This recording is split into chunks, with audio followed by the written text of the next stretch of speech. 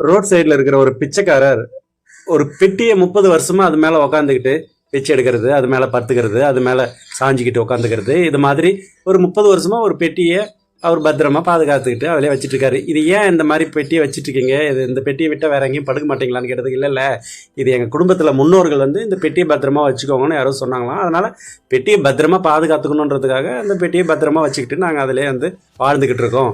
So இப்போதைக்கு நான் இந்த 30 வருஷமாக நான் எடுத்துக்கிறதுக்கு, சாஞ்சிக்கிறதுக்கு, ஜாலியாக உட்காந்துக்கிறதுக்கு இது மாதிரி யூஸ் பண்ணிகிட்டு இருக்கேன். நல்லா ஸ்ட்ராங்காக இருக்குது, நல்லாவும் இருக்குது. அதனால் எனக்கு ரொம்ப பிடிச்சிருக்கு. அது மட்டும் இல்லாமல் என்னுடைய முன்னோர்கள் பத்திரமா வச்சுக்க சொல்லியிருந்ததுனால பாதுகாப்பாக வச்சுக்கிறதுல நான் பெருமைப்படுறேன் அப்படின்னு சொல்லிட்டு டெய்லியும் அதை தொடச்சி பத்திரமா வச்சுப்பாரு. இதை டெய்லியும் அந்த வழியாக போகிற மனிதர் ஒருவர் இதை என்னைக்காவது திறந்து பார்த்துருக்கியா அப்படின்னு நிறைய வாட்டி கேட்டிருக்காரு.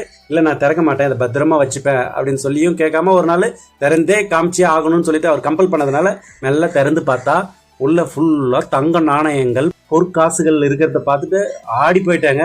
ரொம்ப ஆச்சரியமா, இவ்வளோ பெரிய பொக்கிஷம், இவ்வளோ பெரிய புதையல் வச்சுக்கிட்டு நான் இப்படி இருந்திருக்கேன்னு அந்த புதையலில் இறங்கி வெள்ளாடி அந்த மாதிரி அவர் ஆச்சரியப்பட்டு மிகப்பெரிய அதிசயமா அதை மிரண்டு போயிட்டாப்புல.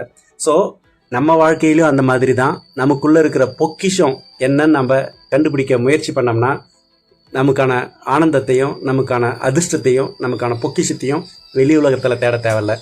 உங்களுக்குள்ளே என்ன பொக்கிஷம் இருக்குது அப்படின்றத இந்த வீடியோவில் கடைசியாக வர QR கோட் பிக்சர் அதை நீங்கள் கூகுள் கேமரா மூலமாக ஸ்கேன் பண்ணி லிங்க்குள்ளே போயிட்டு அதில் கேட்டிருக்கிற கேள்விகளுக்கு நீங்கள் பதில் சொன்னீங்கன்னா உங்களோட பொக்கிஷமான ஸ்ட்ரென்த் என்ன, நீங்கள் எதில் கவனம் செலுத்தினா வாழ்க்கையை இன்னும் மேலும் பொக்கிஷமாக மாற்றிக்க முடியும், என்னென்னலாம் விஷயம் தேவைப்படுது அப்படின்ற முழு ரிப்போர்ட்டையும் வித்தின் 2 மினிட்ஸில் உங்களுக்கு கிடைக்கும்.